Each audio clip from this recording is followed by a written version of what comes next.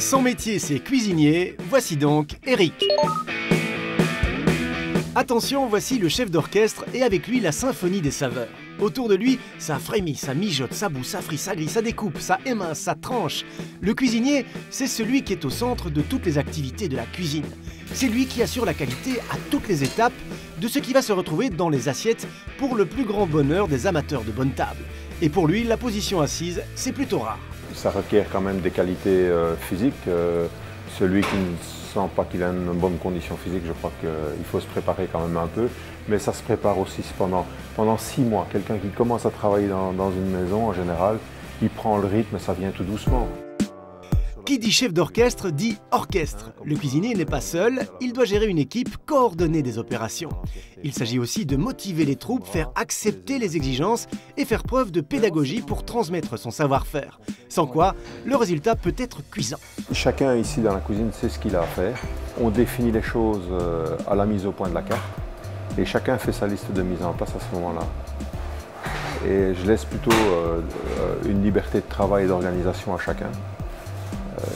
Je trouve que c'est plus positif que de dire tous les jours matin, fais ci, fais ça, fais ci, fais ça, quoi. Quand il n'est pas au fourneau, le cuisinier est au bureau. Il s'agit de vérifier le bon fonctionnement du matériel, d'organiser les commandes, gérer les stocks, choisir les nouveaux produits. Et quand fait-il cela? Entre les coups de feu, pardi.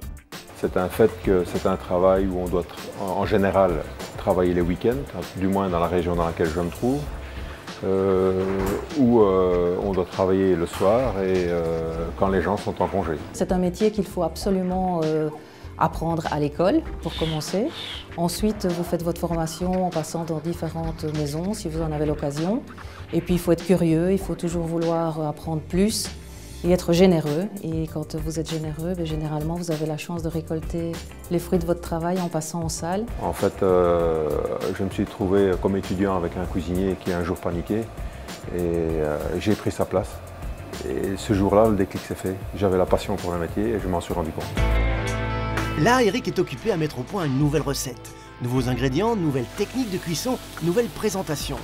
Cuisinier est aussi et surtout un métier créatif où il faut même trouver le nom qui convient au nouveau plat. On peut faire des associations par goût, mais on peut aussi faire des contrastes, on peut créer des textures, mais toujours sur base d'un produit de saison. C'est vraiment un métier créatif? Très créatif. Il n'y a pas de limite. Je dirais que mon métier, c'est ma passion.